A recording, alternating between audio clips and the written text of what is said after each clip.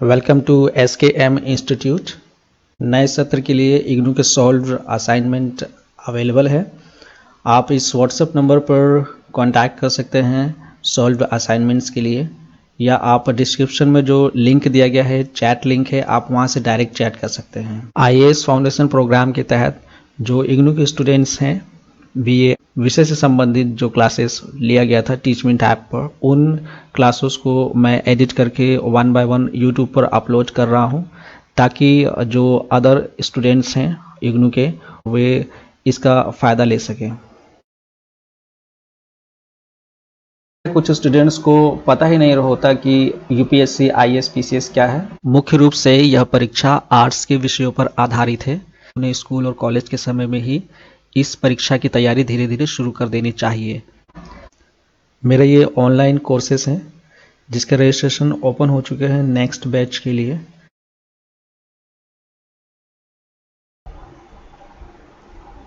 अब ये next topic जो है पारिस्थितिकी असंतुलन, ये एक जो फेयर सर्विस, ये विद्वान थे जिन्होंने ये सिद्धांत दिया कि जो हड़प्पा संस्कृति थी उसके ह्रास का जो कारण था, उसके पतन का कारण ये पारिस्थितिकी असंतुलन बताते हैं। उन्होंने इस तरह का जो सिद्धांत था वो किस बिना पर दिया? क्या उनके पास इस तरह का कोई डेटा था? जी हाँ, इन्होंने सबसे पहले तो आबादी की गणना की, ठीक है। फिर उसके बाद उन्होंने ये हिसाब लगाया कि जो ये आबादी है, ये खाने के लिए जो कृषि इनकी क्षमता थी उत्पादन की, वह कितनी थी, और उसके बाद जो उनके पास जो उपज होता था उस उपज को ये कितने प्रतिशत खपत करते थे और कितने प्रतिशत को वो बाजार में बेचते थे। तो इन्होंने जो इनके पास जो गणना थी, जो भी डेटा अवेलेबल था, उसके अनुसार 80% जो ये हड़प्पावासी थे ये उपज का खपत कर लेते थे, 80% स्वयं खा जाते थे। उसके बाद इनके पास जो बचता था 20%, यह नगरों में ले जाकर के बाजार में बेचा करते थे। तो क्योंकि ये जो हड़प्पा संस्कृति थी ये एक अर्ध शुष्क क्षेत्र में थी, इसलिए इनका ये सिद्धांत है कि यहाँ पे पारिस्थितिकी असंतुलन इसलिए हो गया क्योंकि यहाँ पे जो मनुष्यों की आबादी थी और उसके अलावा जो पालतू जानवर थे, इनके खाने के लिए जो ये जंगल में से जो भी कुछ इनको संसाधन प्राप्त हो रहे थे वो अपर्याप्त होने लगे थे। इसके अलावा ईंधन की भी आवश्यकता थी, जिसकी वजह से लकड़ियों को काटा जा रहा था। इससे भी जो जंगल है वो कम होते जा रहे थे, और धीरे धीरे इसी क्रम में क्या हुआ कि जो संसाधन है, जो वहाँ पे जो घास के मैदान है, ठीक है, जंगल है और पेड़ पौधे हैं, इनकी कमी होती चली गई, और जिसकी वजह से यहाँ पे अधिक बाढ़ और अधिक सूखा पड़ने लगा, ठीक है। इस वजह से इनका ये कहना है, इनके सिद्धांत के अनुसार, कि इस वजह से यहाँ पे अर्थव्यवस्था पे बहुत दबाव पड़ने लगा, और कृषि के जो मेन मुख्य जो कारण जो संसाधन थे ये भी जो है दबाव में आ गए, ठीक है। इसका ये कारण हुआ, इसका जो ये नतीजा यहाँ पे निकल के आया हड़प्पा वासियों के सामने, कि ये अब कृषि उतनी पैदावार नहीं कर पा रहे थे, ठीक है। और बाढ़ और सूखे की वजह से जो है ऑब्वियसली या तो बाढ़ आ जाएगी तो फसल नष्ट हो जाएगा, या तो सूखा पड़ेगा तो फसल जो है नष्ट हो जाएगी। इसके अलावा यहाँ पे जो खाद्य वगैरह था ये भी जो है पारिस्थितिकी असंतुलन की वजह से जो सॉइल है वो रीजनरेट नहीं हो पाया, तो यहाँ की जो उर्वरता थी ज़मीन की वो भी कम होती चली गई। तो ये इनका सिद्धांत है। हालांकि इस सिद्धांत पे कुछ आलोचना दिया गया है, लेकिन ये माना गया है कि जो ये फेयर सर्विस का जो सिद्धांत है ये बहुत ही युक्तियुक्त लगता है, कि मतलब ये लॉजिकली काफ़ी ठीक लगता है कि जिस प्रकार से क्रमिक ह्रास हुआ है हड़प्पा संस्कृति का, उसे लगता है कि हाँ ऐसा कुछ हुआ होगा जिसकी वजह से कुछ क्षेत्र में जो है इस तरह के संकट आए होंगे पारिस्थितिकी संतुलन की वजह से, असंतुलन की वजह से। इसके बाद जो आसपास की जो बस्तियां हैं तो उन्होंने भी आक्रमण किया होगा, क्योंकि जब संसाधन कम हो जाते हैं, खाने पीने की सामान जब कम होने लगेंगे तो लोग जो है लूटपाट भी करने लगेंगे, ठीक है। तो इस तरह से ये कुछ लगता है कि हाँ ऐसा कुछ हुआ होगा, लेकिन इसको इसलिए भी इसकी आलोचना की जाती है इस सिद्धांत की, क्योंकि जो भूमि की उर्वरता जो है वो काफ़ी सालों के बाद भी, जब यहाँ पे जो मिट्टी थी हड़प्पा संस्कृति की, सिंधु सभ्यता की, तो वो उसमें उर्वरता प्राप्त हुई है। तो ये कहना उचित नहीं है कि ऐसा लगता है कि मतलब ये एक जो है कि भूमि की उर्वरता जो है वो उसकी क्षमता कम हो गई थी उत्पादन की, तो ये गलत लगता है, पूरा सटीक लगता नहीं है। इसके अलावा जो आलोचक है वो ये कहते हैं कि जिनके पास जो डेटा है वो डेटा जो है अल्प सूचनाओं पर आधारित है, पूरी तरह से ये डेटा जो है इस पर रिलायबल नहीं किया जा सकता है। तो ये पारिस्थितिकी संतुलन था।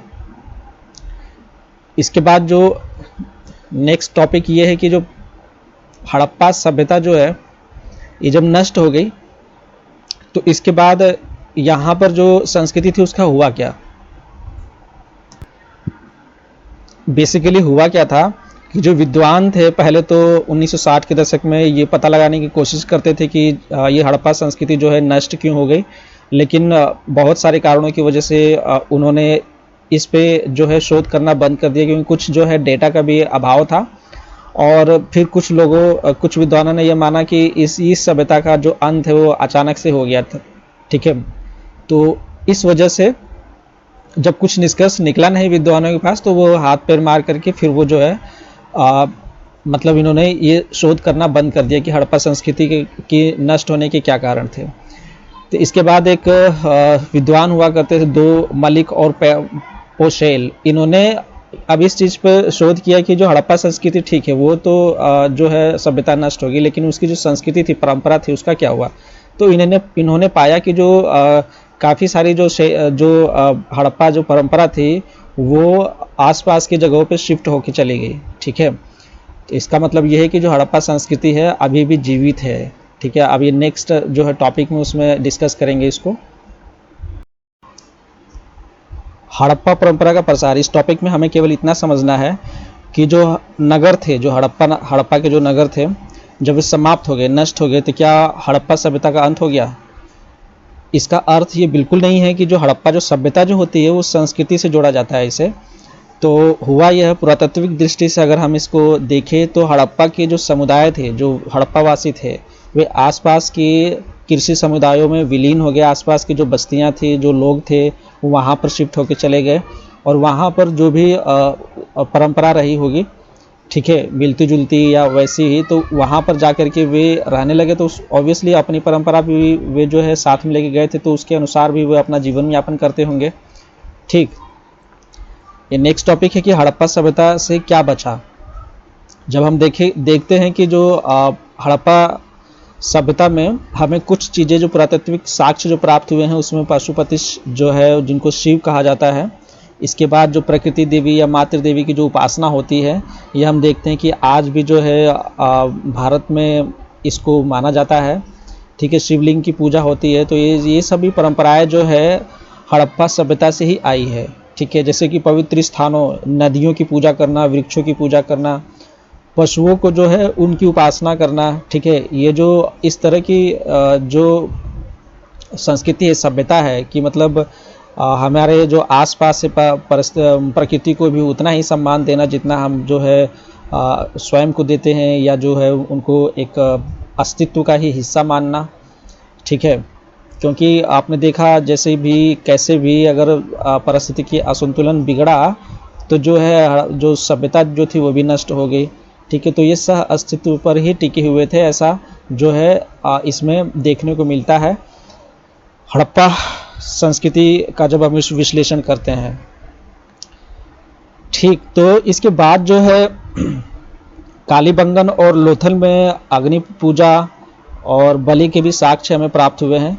इसके अलावा देखा जाए तो मकानों के नक्शे, जलापूर्ति व्यवस्था और स्नान पर ध्यान जैसे घरेलू जीवन के अनेक पहलू जो है इन बस्तियों के बाद के कालों में भी जारी रहे, ठीक है। अभी भी हम देखते हैं कि कई जो है लोग स्नान करते समय जो है ध्यान करते हैं कुछ 1-2 मिनट का, ठीक है। तो ये जो है ये जो परंपरा है ये वहीं से आई है, हड़प्पा सभ्यता से। इसके अलावा हम देखें कि जो मापतोल थे हड़प्पा सभ्यता में वो 16 के अनुपात में होता है। तो ये सभ्यता, ये बात के भी जो है हमारे जो कल्चर में था, भारतीय कल्चर में ये इसको देखा गया है 16 के अनुपात में, ठीक है। पहले होता था 16 आना होता था, 4 आना, 8 आना, 12 आना, 16 आना, ठीक है। 1 रुपये को बोला जाता था। इसी तरह से जो है गणना भी की जाती थी भार की। इसके अलावा जो कुम्हार का जो चाक था, ये जो चाक बनाने की जो प्रविधि हड़प्पा वासियों द्वारा ही या अपनाई गई थी। ठीक है, अब हम इसके बाद आते हैं बोध प्रश्न। पहला प्रश्न है कि पारिस्थितिकी असंतुलन का सिद्धांत स्वीकार करना कठिन है क्योंकि, अब हमें जो सही है उस पर टिक लगाना है। पहला ये ऑप्शन दे रखा है कि इसमें इससे यह स्पष्ट नहीं होता कि भूमि सिंधु घाटी क्षेत्र में आज भी क्यों उपजाऊ बनी हुई है। ठीक है, उन्होंने सिर्फ सिद्धांत दिया था, उन्होंने ये कहा था कि जो उर्वरता है भूमि की वो ख़त्म हो गई थी, मतलब वो कम हो गई थी, जिसकी वजह से कृषि उत्पादन जो है उसकी क्षमता कम हो गई थी। तो आलोचना में ये बताया गया था, जो हमने देखा था कि आलोचना में ये बताया गया था कि ये बात के हज़ारों साल जो है ये भूमि उपजाऊ फिर क्यों रही।